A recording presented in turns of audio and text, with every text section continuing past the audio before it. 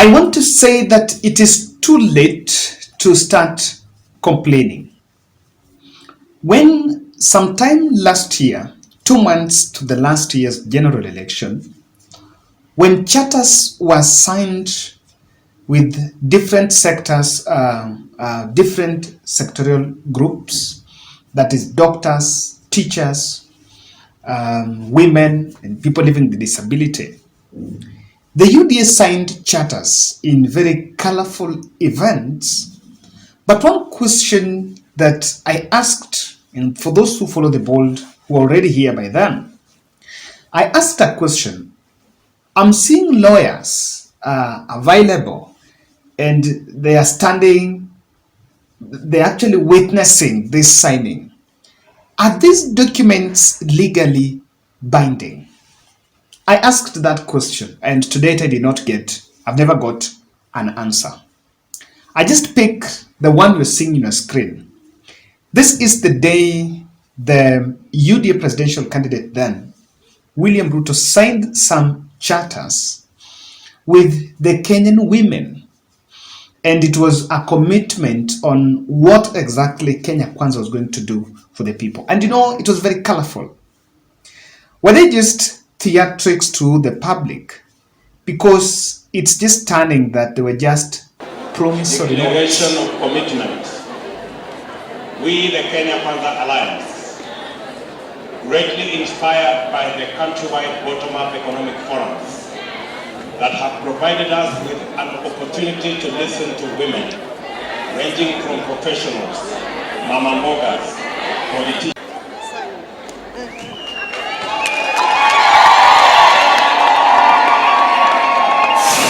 Should someone consider challenging, suing President William Ruto, filing a suit in court over these documents? Where are they?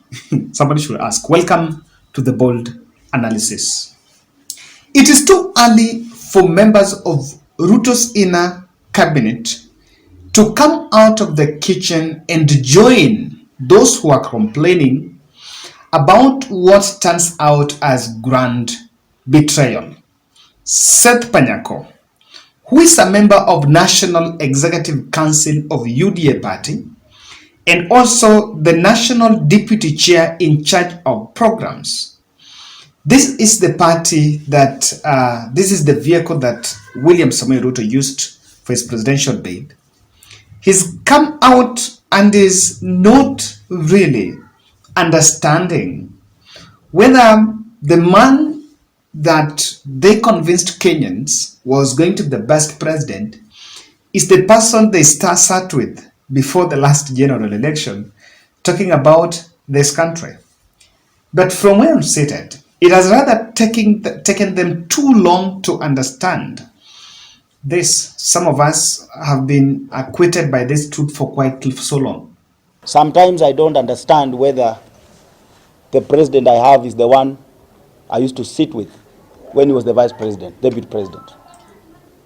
I don't understand whether the current president, Honorable William Samoei Ruto, is the one we used to sit in Karen and we discuss how the country should move forward, how the Uhuru administration has messed up the country.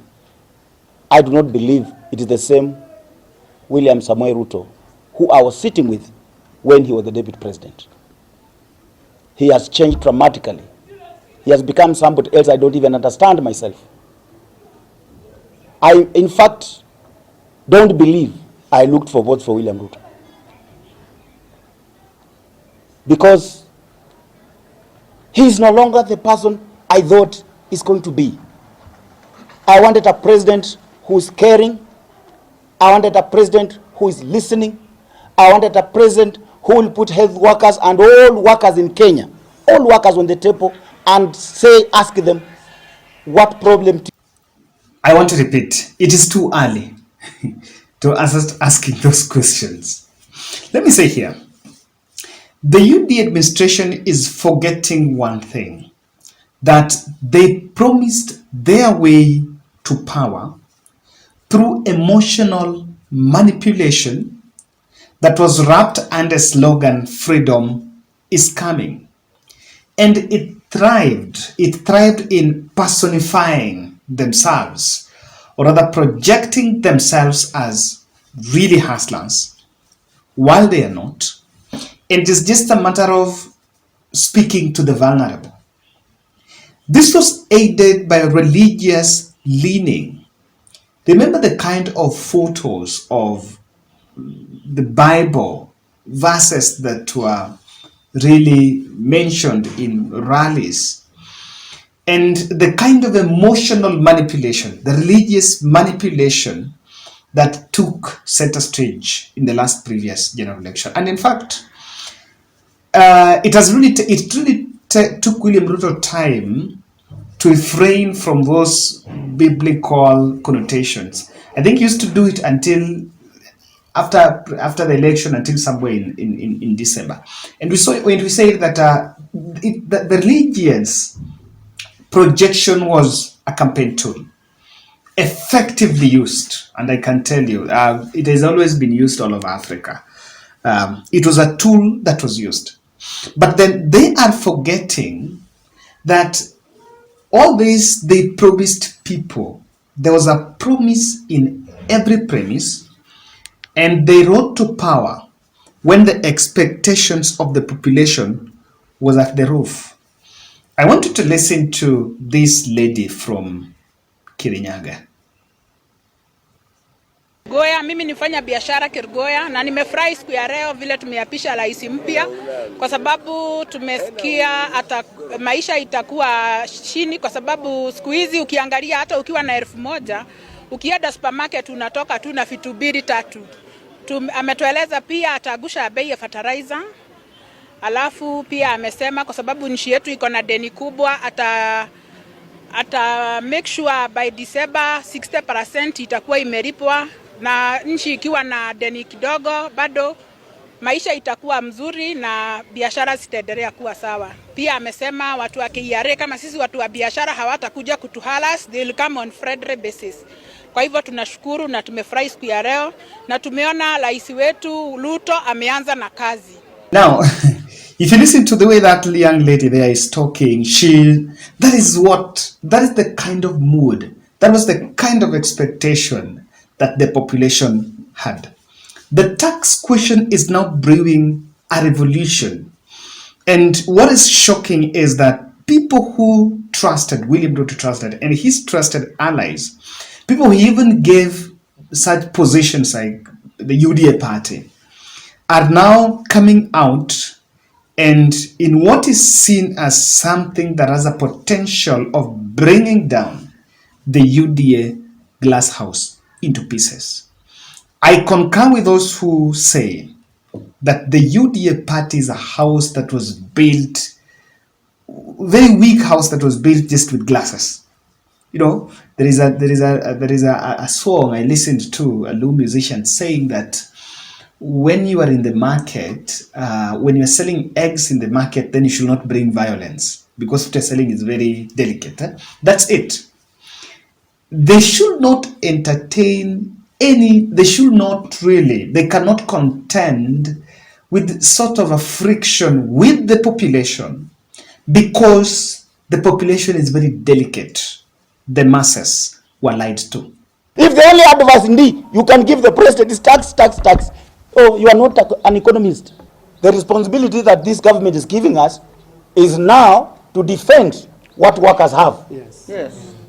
And we will defend to the last drop of blood. Yes. Ama hamko tayari? Tuko tayari. Muko tayari? Tuko tayari. Muko tayari? Tuko tayari. Bas, kama serikali haijaona revolution na imekuwa ikiomba revolution ndio hii hapa. We will bring it to their doorstep. Naambia wabunge, I'm telling you members of parliament, to not pass that bill, financial bill 2023. If you pass that bill, we will meet you on the ground. We will make sure you don't step in those constituencies. Now, ladies and gentlemen, this kind of rebellion cannot be taken lightly. And I know everyone else, it is not a matter of leaders being in conformity.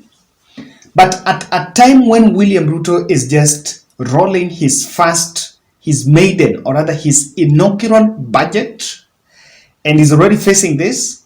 You already still have 3-4 financial years coming before the next general election. And this is the inaugural one, but is facing such kind of backlash. It exposes the gaps and the misses within administration. Very deep cuts. This is a very deep cut in already William Ruto's UDA wound. Before we look into that part, I want to take this opportunity to ask you also to introduce for you a gentleman known as Fred Akuro. Fred Akuro reached out to me, and he is a specialist, or rather, he's a fundi on specializing on the tiles, exclusively tiles. So if you have some construction somewhere and you need a tiles specialist, a fundi who is on that, you can look at sample some of his work that is shown there. And I've also pinned the number there, Frederick Akuro, and please refer so that we can help these young people. I've just talked to him and I've said, when he gets a job, he should also get back to me, and we pick some other people that are looking for jobs. I know wafanye kazi na yeye kama wafanye kazi. So we're just also asking, advertising his work here. But kindly, if you have a hustle and something on tiles, reach out to Frederick, and I promise you it will be a good work. He has also worked for me, by the way, and so I can guarantee you he's one of the best. Ladies and gentlemen, we are looking at this issue deeply, and I want to say that the burden of incumbency is scaling up, and many politicians, if not all, will develop disdain against the UDA ticket in the next general election. Seth Panyako, I think, even vied in the last general election. I think he vied in Malava, if I'm not wrong, and he lost against Injendi. So when you see the leaders are already complaining, what this shows you is the burden of incumbency. You know, all these leaders that you see crossing over to work with William Ruto, they're not working with William Ruto, even these Nyanza rebels and what is happening in the Mount Kenya. It's not on the Ruto, they're going to take development to the people. But personal positioning, the people who understand that in the next general election, they shall have a state machinery, they shall have state favor, and they will benefit from incumbency. But when you shed off incumbency, you will see people now opting, I rather go independent instead of going with UDA. If you cannot consolidate aspirants around that UDA ticket, that will automatically deflate the presidential vote. So this is a chain that will cascade down. I want to make another interpretation. The betrayal of the masses will be the most read book in the history of Kenyan politics. I wish we ran a very good strategy, a very good campaign here to publish a book on dubbed Betrayal of the Masses. That will be a game changer in the Kenyan politics, because I can tell you that it's directly opposite the betrayal of the masses. When this really sinks, the only problem is, I know political persuasions are normally, to some people, it's normally a very permanent mark. But William Ruto do not have such a fanatical following. And so, if the betrayal of the masses narrative sinks in people's mind, it will give an opportunity for third, second, and fourth forces to emerge. And that can really complicate issues moving forward. Now, we are fixing Uhuru Kenyatta problems. Narrative has sublimed. What has been happening here is, whenever the UDA administration will find themselves in a corner, in a fix, there is one card that is always pulled. And the card is always pulled by saying, we are doing this because we want to fix the economy that was destroyed by the Handshake brothers. Believe me, that is a line that has been used multiple times. Anything that is done. Remember the question about the tax question? Remember when Raila Odinga has been calling the audit of the last general election? There have been a lot. There is only one tagline, that we are fixing what Uhuru messed. Now, if you see people from Ruto's inner circle coming out then to speak and say this is wrong, that tells you here is the internal political cooking of political narratives, or rather, the defensive line has been exhausted and has sublimed. People are saying enough is enough. There is the other observation I'm making here. Ruto administration, the decisions are not really anchored on quality and rather extensive public participation. And the budget bill is actually exposing serious cracks. What the Panyako is doing is just a cross-section. You know, in mathematics, cuboid there is a part, if you remove, that part is known as cross-section, so that even if you remove it, you still remain the shape of a cuboid. That's what's happening. Even if you ignore Panyako, but that is a cross-section. Internally, something is boiling.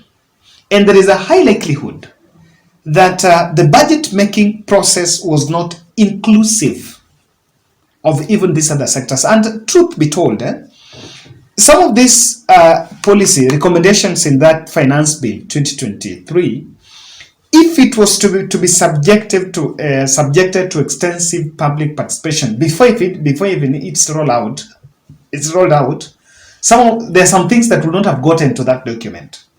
Let's be honest. Taxation of the trade associations would not have gotten its way to that document. You know, and that is also one thing you can see. Lastly, I can say this, and this is a warning to Kenyans from whom I'm seated here. Ruto is pushing political persuasion through the UDA visibility to sustain political popularity. And there is a moment, creation of the moment Baba wa Taifa. That is the achievement that they want. The current activities, UDA activities across the country, is something that is very strategic, just to sustain the political euphoria, so that there are section of the population that will be blinded and excited by the yellow UDA color without asking questions. I think it's about time that all of us come out of the comfort zone and ask questions that can be constructive moving forward. Because the more you're going to stick to political leaning or the party leaning. You know, the party leaning is being dangled here. You can even wonder, an election is coming in August 2027. As we speak now, we are seeing the ruling party rolling huge budget, very ridiculous budget, in printing people's t-shirts and cap in the villages to excite people in the villages. That kind of money should go into something very constructive. So we are now doing grassroots mobilization of the party just to make sure that they hold grip, because at the top the kitchen is hot and people seems to be leaving and saying enough is enough. What is happening, ladies and gentlemen? That's my bold analysis. Let's meet in the next. Remember, we are still giving opportunities for advertising. Thank you for those who are reaching out. I know that, believe in the next few days we shall also start. I said we want to promote other brands as the bold brand also increases and grows. And by the time, the more you advertise with us, you also help us to grow. We have a very good ambition of making sure we have a full-fledged media station here so that we also employ some of you. Yes, why not? Asanteni sana.